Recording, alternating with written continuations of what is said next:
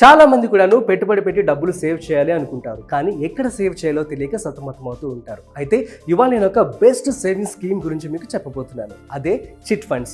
అసలు chit funds అంటే ఏంటి, ఇవి ఎలా వర్క్ అవుతూ ఉంటాయి, ఇందులో ఎన్ని రకాలు ఉంటాయి, రిజిస్టర్డ్ చిట్ ఫండ్స్ అంటే ఏంటి, నాన్ రిజిస్టర్డ్ చిట్ ఫండ్స్ అంటే ఏంటి, చిట్ ఫండ్స్ లో మోసాలు జరగకుండా ఎక్కడ ఎప్పుడు ఎలా పెట్టుబడి పెట్టాలి, at the same time friendship చిట్టి అంటే ఏంటి, నార్మల్ చిట్టి అంటే ఏంటి, ఈ విషయాలన్నీ కూడా నేను మీకు ఈరోజు ఈ వీడియోలో చెప్పబోతున్నాను. సో వీడియోని మిస్ అవ్వకుండా ఎండ్ వరకు చూసేయండి. నమస్తే, welcome to business buzz with Rajeev Pasupuleti on Suman TV. So let's start. So chit funds అనేవి సాంప్రదాయబద్ధంగా గత కొన్ని సంవత్సరాలుగా మన భారతదేశంలో ప్రాచుర్యం పొందినవన్నమాట. సో ఇదేంటి అంటే ఒక సేవింగ్స్ కింద, అదేవిధంగా ఒక లోన్ లాగా కూడా అందరికీ కూడా ఉపయోగపడుతూ ఉంటాయి. సో ఇవి ఎలా వర్క్ అవుతూ ఉంటాయి ఏంటి క్లియర్గా మీకు చెప్తాను, చూడండి. సో చిట్ ఫండ్స్ అనేవి సేవింగ్స్ ప్లస్ లోన్. సో మీకు డబ్బులు సేవ్ అవుతూ ఉంటాయి, అట్ ది సేమ్ టైం ఒకవేళ మీకు కనుక డబ్బులు ముందుగా కావాలి ఎమర్జెన్సీగా అంటే మీరు ముందుగా తీసుకోవచ్చు, అది మీకు ఒక లోన్ లాగా ఉపయోగపడుతూ ఉంటుంది. సో మీకు ఎటువంటి బ్యాంక్ ప్రజెంట్ మీరు కనుక బ్యాంకు వెళ్ళి ఏదైనా లోన్ తీసుకోవాలి అనుకున్నట్లయితే సో చాలా పెద్ద ప్రాసెసే ఉంటుంది కాబట్టి సో ఇందులో అటువంటి ప్రాసెస్ ఏమీ ఉండదన్నమాట. సో అయితే చిట్ ఫండ్స్ లో రకాలు కూడా ఉంటాయి. సో ఒకటి రిజిస్టర్డ్, అదేవిధంగా రెండు నాన్ రిజిస్టర్డ్ అంటే ఏంటి అంటే సో మీరందరూ చూసే ఉంటారు, మీ చుట్టుపక్కల కావచ్చు, మీ ఫ్రెండ్స్ కావచ్చు, ఆఫీసెస్లో కావచ్చు, చాలా మంది కూడా చిట్టీలు వేస్తూ ఉంటారు కదా. సో వాటినే మనము ఫ్రెండ్షిప్ చిట్టీస్ అని కూడా అంటూ ఉంటాము. సో ఫ్రెండ్షిప్ చిట్టీలో ఏంటి అంటే ఒక బేసిక్ స్ట్రక్చర్ ఉంటుంది, ఆ స్ట్రక్చర్ నేను క్లియర్గా ఎక్స్ప్లెయిన్ చేస్తాను. ఇందులో ఏంటి అంటే కొంచెం రిస్క్ ఉంటుందని కూడా మనం చెప్పుకోవచ్చు. ఎందుకంటే రీసెంట్గా మనం చూస్తున్నట్లయితే ఆల్మోస్ట్ హైదరాబాద్లో 100 కోట్ల స్కామ్ చేసి పారిపోయాడు ఒక వ్యక్తి. సో ఇది నాన్ రిజిస్టర్డ్ చిట్ ఫండ్స్ లో జరిగినటువంటి ఒక మోసం అనమాట. సో కాబట్టి ఇది ఫ్రెండ్స్ చెప్పారని చెప్పి, ఫ్యామిలీ మెంబర్స్ చెప్పారని చెప్పి, లేదంటే కుటుంబ సభ్యులు, రిలేటివ్స్ వీళ్ళందరూ కూడాను చిట్ ఫండ్స్ వేశారని చెప్పి మీరు వేసినట్లయితే సో మేబీ రిస్క్ కూడా ఎక్కువ ఉండే ఛాన్స్ ఉంటుంది. అదే కనుక మీరు రిజిస్టర్డ్ చిట్ ఫండ్స్ లో కనుక పెట్టుబడి పెట్టారనుకోండి, మీకు ఎటువంటి రిస్క్ కూడా ఉండదు. అది ఎలా వర్క్ అవుతుందో కూడా నేను చెప్తాను, చూడండి. ఇందులో దీన్ని మనము నార్మల్ చిట్టి అని చెప్పి కూడా అంటూ ఉంటాము. అయితే నార్మల్ చిట్టికి ఫ్రెండ్షిప్ చిట్టికి డిఫరెన్స్ ఏంటో నేను క్లియర్గా మీకు ఎక్స్ప్లెయిన్ చేస్తాను. యాక్చువల్లీ ఈ మోసాలు ఎప్పుడైతే జరుగుతూ ఉన్నాయో అండ్ ఆ టైంలో గవర్నమెంట్ కూడాను సో 1982 చిట్ యాక్ట్ అనేది ఒకటి తీసుకురావడం జరిగింది. సో కాబట్టి మీరు కనుక చిట్టీలో కనుక ఇన్వెస్ట్మెంట్ చేయాలి అనుకున్నట్లయితే, చిట్టి కనుక వేయాలి అనుకుంటున్నట్లయితే ఎప్పుడు కూడాను ప్రాపర్ రూల్స్, రిజిస్టర్డ్ చిట్ ఫండ్స్లో మాత్రమే మీరు ఈ యొక్క చిట్టి అనేది వేయండి. సో అదే ఇప్పుడు నేను మీకు చెప్పబోతున్నాను నార్మల్ చిట్టి.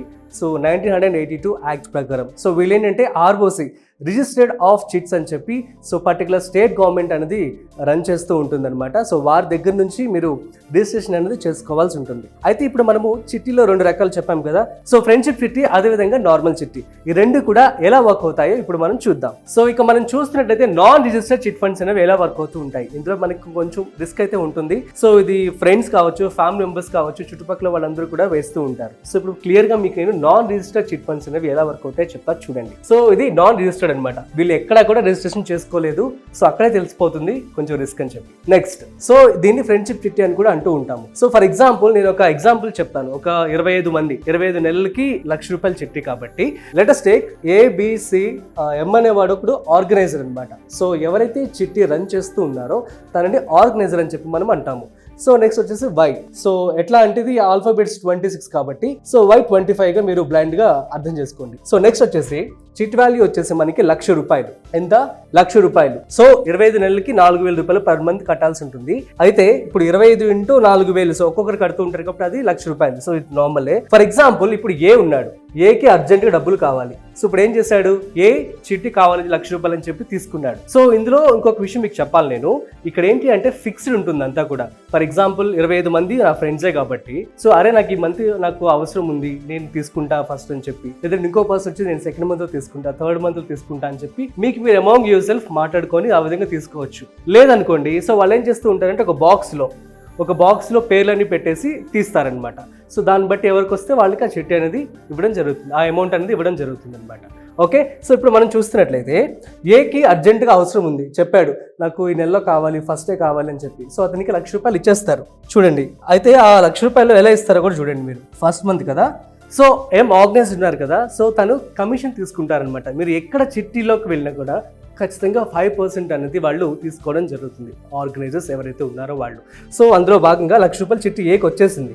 ఓకే, ఈ టోటల్ అమౌంట్ అనేది ఆర్గనైజర్ దగ్గరికి వెళ్ళిన తర్వాత ఆర్గనైజర్ ఏం చేశాడు, ₹5,000 తన కమిషన్ తీసుకున్నాడు అనమాట. ఈ 5% అనేది కూడాను కమిషన్. సో మిగిలిన అమౌంట్ ఎంత, ఈ 95,000 రూపాయలు ఏకి ఇస్తాడు. ఓకే, అర్థమైంది కదా. సో ఇప్పుడు నెక్స్ట్ మంత్లో బి కావాలనుకున్నాడు. సో బీకి అప్పుడు ఎంత వస్తుంది అమౌంట్? 96,000. అది ఎలా వస్తుందో నేను మీకు క్లియర్గా చూపిస్తాను, చూడండి. సో ఇప్పుడు ఏ పాట పాడుకున్నాడు, అతనికి 95,000 రూపాయలు డబ్బులు రావడం జరిగింది. మరి ఏ సెకండ్ మంత్ నుంచి ఎంత డబ్బులు కట్టాలి? యాక్చువల్లీ 4,000 రూపాయలు కదా కట్టేది, కానీ సెకండ్ మంత్ నుంచి తనకి 1,000 రూపాయలు ఎక్స్ట్రా కట్టాల్సి ఉంటుంది అనమాట. సో అందులో భాగంగా ఏ వచ్చేసి నెక్స్ట్ మంత్ నుంచి, సెకండ్ మంత్ నుంచి 5,000 కడతాడు. అప్ టు 25 నెలలు, ఇంకా ఎంతైతే పెండింగ్ ఉందో అన్ని నెలలు కూడా తను 5,000 కడతాడు. ఇప్పుడు మనము బి సెకండ్ మంత్ లో నాకు కావాలి డబ్బులు అని చెప్పి అడిగాడు. సో బికి ఎలా వస్తుందో చూద్దాం. వన్స్ అగైన్ మీకోసం క్లియారిటీ కోసం ఇవ్వడం జరుగుతుంది. ఏ వచ్చేసి 95,000 తీసుకున్నాడు.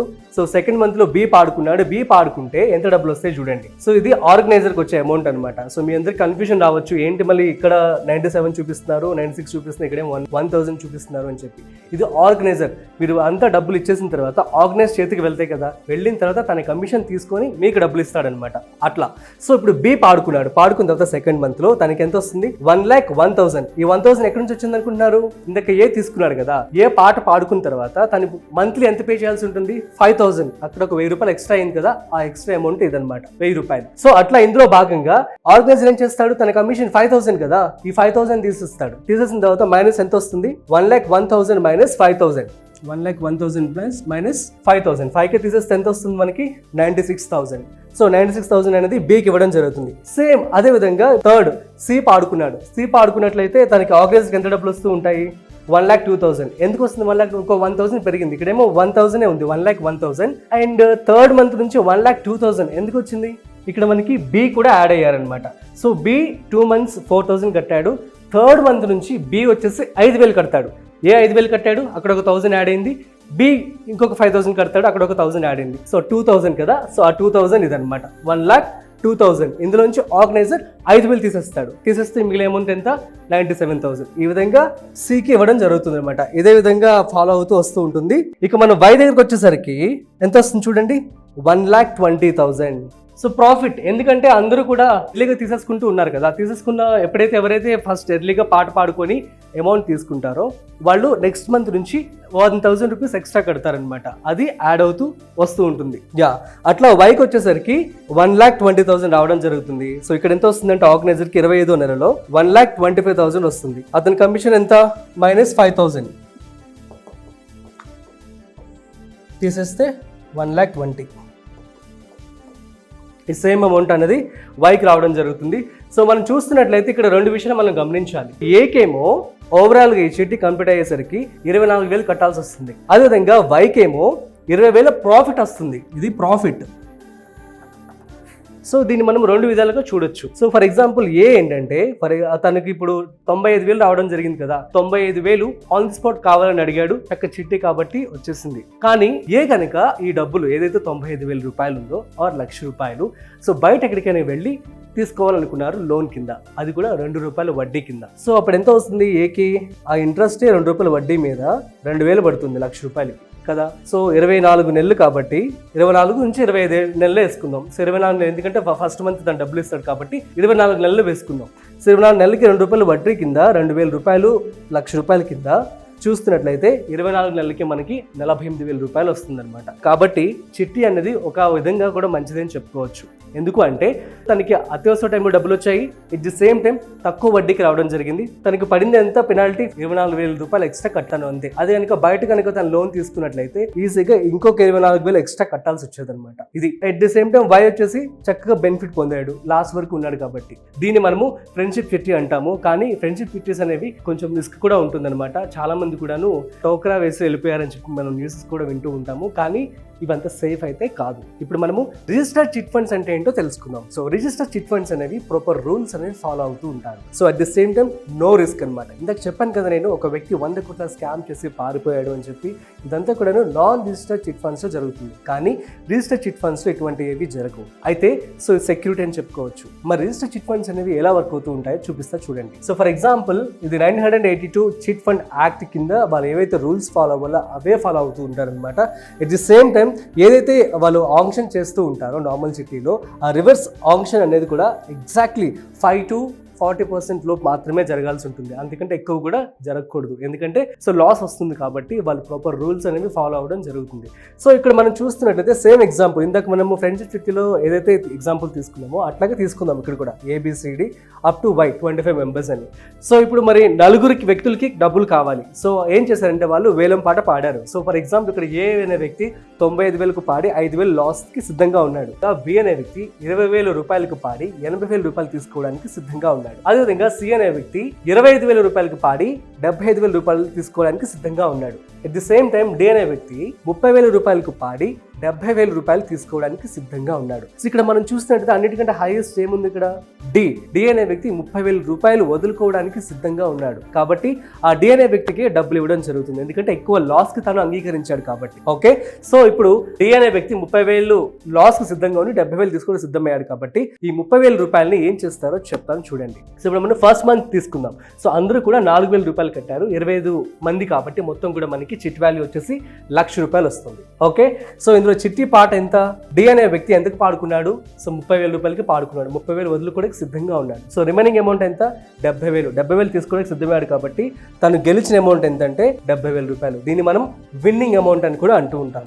ఓకే, ఇప్పుడు ఆ 30,000 రూపాయలు ఏదైతే ఉందో చిట్టి పాట ఉంది కదా, ఈ 30,000 రూపాయలని ఎలా డివైడ్ చేస్తారు ఏంటి, అసలు ఈ 30,000 రూపాయలు ఏం చేస్తారు అనేది క్వశ్చన్ మార్క్ అనమాట. 30,000 లాస్ అంటే చాలా ఎక్కువ కదా. ఫర్ ఎగ్జాంపుల్ ఆర్గనైజర్ ఎం అని అనుకుందాం మనం. ఓకే, ఆర్గనైజర్ దగ్గరే 30,000 రూపాయలు వచ్చాయి. వచ్చిన తర్వాత ఏం చేస్తాడంటే తన యొక్క కమిషన్ ఉంటుంది కదా, కమిషన్ 5% దాన్ని తీసుకుంటాడు. 5,000 రూపీస్ తీసుకొని మిగిలిన అమౌంట్ ఏదైతే 25,000 రూపాయలు ఉందో ఈ అమౌంట్ ని 25 మెంబర్స్ కూడా డివైడ్ చేస్తాడు. సో దీన్ని మనం డివిడెండ్ అంటాము. సో ఎంతైతే అమౌంట్ వస్తుందో ఆ అమౌంట్ ని ఆ పర్టికులర్ నెక్స్ట్ మంత్ నుంచి తగ్గించి కట్టించుకుంటారు అనమాట. ఫర్ ఎగ్జాంపుల్ ఇప్పుడు ఫస్ట్ మంత్ 4,000 రూపాయలు అందరూ కట్టారు, మరి సెకండ్ మంత్ డబ్బులు ఎంత కట్టాలి వాళ్ళు అంటే ఇప్పుడు ఏదైతే డివిడెండ్ 25,000 రూపాయలు ఉందో డివైడెడ్ బై 25 మెంబర్స్ అనమాట. చేస్తే ఎంత వస్తుంది మనకి, 1,000 రూపాయలు వస్తుంది. దీన్ని మనము డివిడెండ్ అంటాము. ఈ 1,000 రూపాయలని 25 మెంబర్స్ కి కూడాను 1,000 తగ్గించి కట్టండి అని చెప్తారు. సో ఫస్ట్ 4,000 కాబట్టి ఇప్పుడు ఎంత కట్టాల్సి వస్తుంది, 3,000 మాత్రమే. అర్థమైంది కదా. సో 3,000 రూపాయలని వాళ్ళు కడుతూ ఉంటారనమాట. మరి సెకండ్ పర్సన్ కూడా తీసుకున్నారు అంటే ఎట్లా అని చెప్పి మీకు కన్ఫ్యూజన్ రావచ్చు.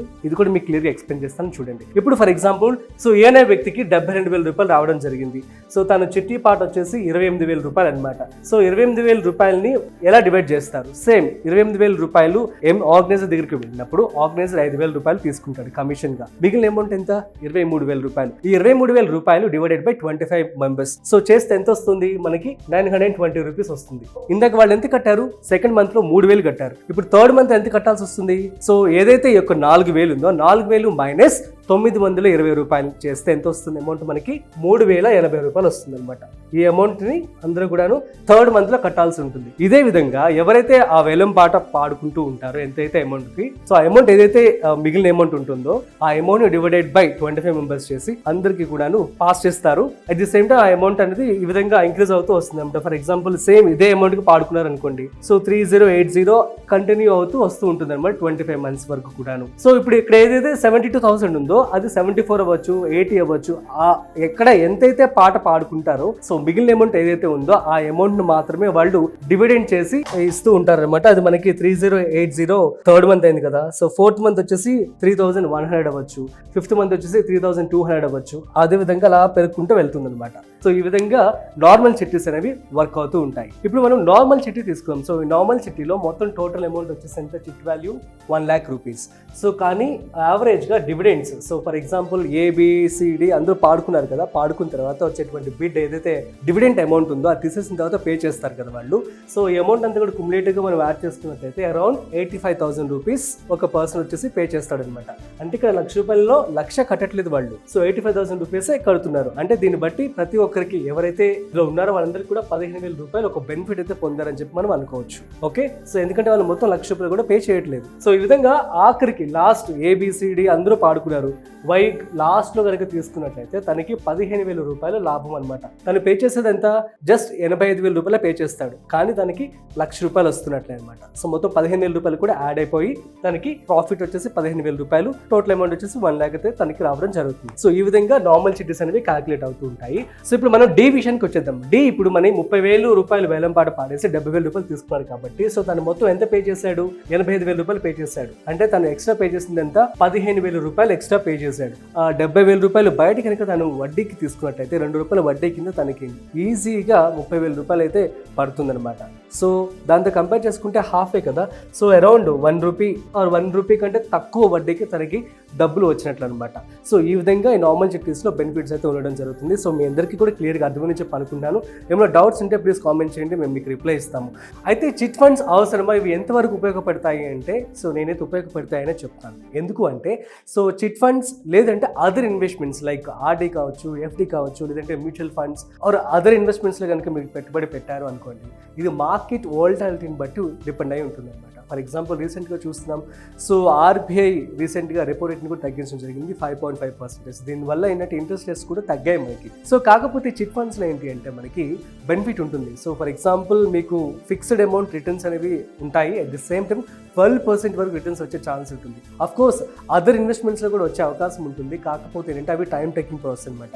చిట్ ఫండ్ అయితే ఆన్ ది స్పాట్ మీకు వచ్చేస్తూ ఉంటుంది, at the same time risk కూడా అంత ఉండదు. సో అదర్ ఇన్వెస్ట్మెంట్స్ అయితే మార్కెట్ వాల్టాలిటీని బట్టి డిపెండ్ అయి ఉంటాయన్నమాట.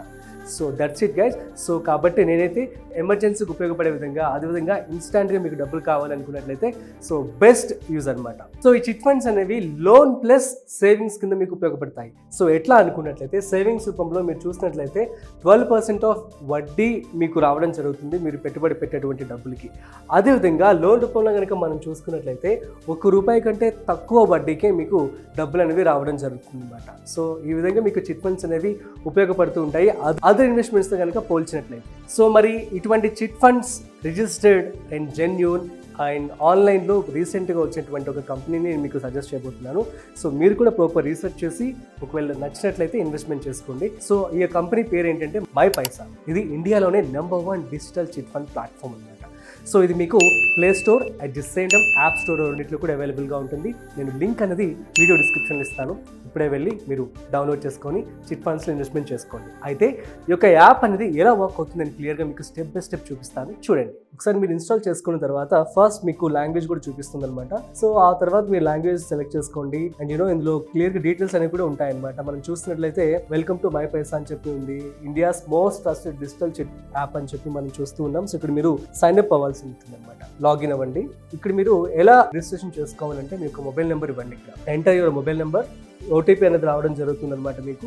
సో ఒకసారి ఓటీపీ మీరు ఫిల్ చేసిన తర్వాత కంటిన్యూ అని కొట్టండి. అగైన్ ఇక్కడ మీ యొక్క డీటెయిల్స్ అన్ని కూడా ఇవ్వాల్సి ఉంటుంది, నేమ్ కావచ్చు, తర్వాత మెయిల్ ఐడి. సో ఇచ్చేసిన తర్వాత క్రియేట్ అనే అకౌంట్. సో ఇక్కడ ఇంకా మీ యొక్క అకౌంట్ అనేది క్రియేట్ అయిపోయినట్లే. సో నేను ఒక ఎగ్జాంపుల్ సునీల్ అనే పేరుతో నేను మీకు రిజిస్ట్రేషన్ చేసి చూపిస్తున్నాను అనమాట, సునీల్. ఓకే, సో ఇక్కడ చూసారు కదా మీరు, fully complaint with the chit fund act 982. ఇందాక నేను చెప్పాను కదా. సో ఈ యాక్ట్ ఎవరైతే యూజ్ చేస్తున్నారో వాళ్ళు జెన్యున్గా చిట్ ఫండ్స్ అనేవి రన్ చేస్తున్నారని చెప్పి అర్థం. ఎటువంటి రిస్క్ అనేది ఉండదు. సో ఏమైనా వచ్చినా కూడా మీరు వెళ్ళి వెంటనే కంప్లైంట్ కూడా ఇవ్వచ్చు. సో ఇది క్లియర్గా ఇందులో ఉందన్నమాట. So registered with minister of corporate affairs at the same time Bharat inclusion initiative అనమాట. సో ఈ యొక్క సర్టిఫికేట్స్ కూడా వాళ్ళు ఇక్కడే పొందుపరిచారు. ఆ సర్టిఫికేట్స్ కనుక మీకు కావాలనుకుంటే వ్యూ లైసెన్సెస్ అండ్ సర్టిఫికేట్స్ మీద క్లిక్ చేయండి. సో ఆ సర్టిఫికేట్స్ ఏవైతే ఉన్నాయో అవన్నీ కూడా మీకు నెక్స్ట్ స్లైడ్స్లో చూపిస్తారనమాట. సో నెక్స్ట్ ఇక్కడ మనం ఈ స్లైడ్లో చూస్తున్నట్లయితే ఇక్కడ అసలు చిట్ అనేది ఎలా వర్క్ అవుతుందో కూడా క్లియర్గా వాళ్ళు ఇవ్వడం జరిగింది. 5 lakhs చిట్ అమౌంట్ అని చెప్పి 100 members participating. So contributes 5K per month each అని చెప్పి క్లియర్గా కూడా వాళ్ళు ఇవ్వడం జరిగింది. 3 members పార్టిసిపేటెడ్. నెక్స్ట్ ఇక్కడ కంపెనీ యొక్క డీటెయిల్స్ కూడా ఇంకొంచెం ఇవ్వడం జరిగింది. సో సేవింగ్స్ ఆల్మోస్ట్ 400 కోట్ల రూపాయలు వారు రన్ చేస్తూ ఉన్నారట. At the same time auction turn over వచ్చేసి 100 కోట్ల రూపాయలుగా ఉంది. అండ్ చిట్ సబ్స్క్రైబర్స్ వచ్చేసి ఇప్పటికే ఆల్మోస్ట్ 20,000 మందికి పైగానే ఉన్నారు. అదేవిధంగా ఇంట్రెస్ట్ రేట్ వచ్చేసి 11.5% ఈక్వల్ టు మ్యూచువల్ ఫండ్స్ అని చెప్పి అనుకోవచ్చు. నెక్స్ట్ ఫిజికల్ బ్రాంచెస్ వీళ్ళకి 20కి పైగా బ్రాంచెస్ అయితే అవైలబుల్గా ఉన్నాయి త్రూఅవుట్ ఇండియా. నెక్స్ట్ వచ్చేసి అప్లికేషన్ యూజర్స్ ఈ యాప్ని ఆల్మోస్ట్ 150,000 మందికి పైగానే వాడుతూ ఉన్నారు. ఓకే, సో ఇక్కడ మీరు క్లిక్ చేసి మీరు వారికి ఏ బ్రాంచెస్ ఉన్నాయి, ఎక్కడ ఉన్నాయి కూడా తెలుసుకోవచ్చు. దీని మీద క్లిక్ చేసినట్లయితే వ్యూ లైసెన్స్ అండ్ సర్టిఫికేట్ అని చెప్పి క్లియర్గా ఉంది, దీని మీద క్లిక్ చేయండి. ఇక్కడ వారి యొక్క లైసెన్స్ అదేవిధంగా సర్టిఫికేషన్స్ అన్నీ కూడా పొందుపరిచారు. మీరు చూసినట్లయితే ఫస్ట్ వన్ వచ్చేసి company registration on MCA website అని చెప్పింది. ఆ యొక్క వెబ్సైట్ మీద క్లిక్ చేస్తే వెబ్సైట్ కూడా మీకు ఓపెన్ అవుతుంది. ఇక్కడ కంపెనీ యొక్క డీటెయిల్స్ అన్నీ కూడా ఇవ్వడం జరుగుతుంది. నెక్స్ట్ మీరు పాన్ సర్టిఫికేట్ కూడా చూడొచ్చు.